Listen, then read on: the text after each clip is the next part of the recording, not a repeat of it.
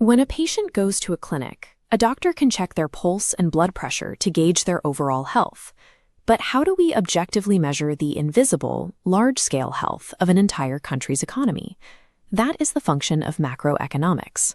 Instead of looking at individual or business-level finance, macroeconomics deals with the study of the overall economy and its large-scale performance. It tracks the behavior and interactions of major economic aggregates. To make sense of all that data, policymakers and economists rely on an economic dashboard. This dashboard tracks 6 fundamental macroeconomic variables. You can think of these variables as a nation's vital signs, used to analyze trends and formulate accurate policies.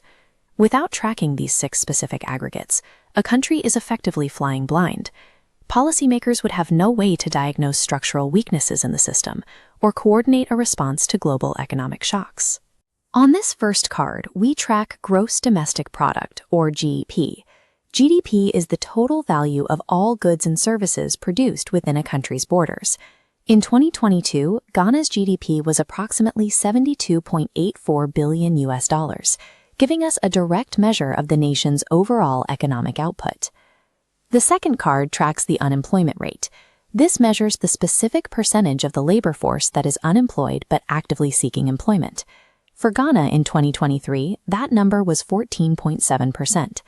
Behind that 14.7% statistic is a tangible reality.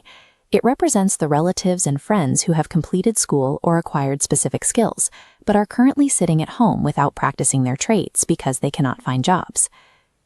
If GDP measures the total output of the national engine, the unemployment rate shows us exactly how much of the nation's human engine is currently sitting idle. Looking at this third card, we see a sharply rising red line graph indicating a 41.2% increase. This is the inflation rate. It measures the percentage increase in the general price level of goods and services over a specific period. An abstract 41.2% increase translates directly to the market stall.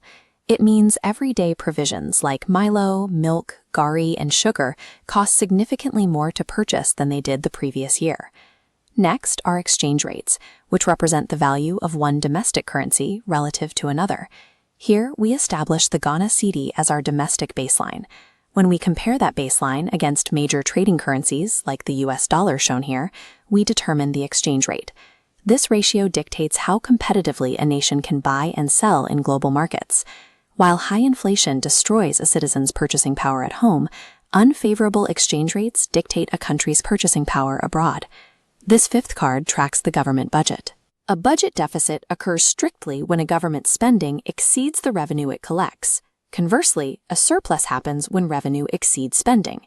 The sixth card monitors the trade balance, or balance of payments. This is the difference between a country's total exports leaving the nation and total imports entering it. Notice the distinction between these two scales.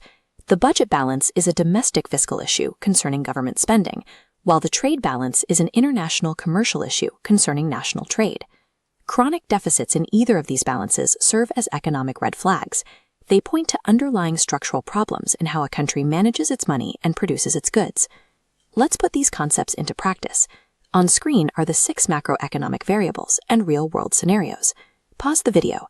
Discuss the definitions, list the major trading currencies, and match each variable to its correct scenario before the answers are revealed. Here is the fully populated economic dashboard. You now have a complete view of the variables used to track national output, human labor, pricing, currency strength, and both fiscal and commercial balances. As you look at this data, consider how shifts in GDP, inflation, and exchange rates directly affect national development and your own local community. By tracking these 6 vital signs, you take the first step from being a passive participant in the economy to becoming an informed, strategic citizen capable of analyzing the world around you.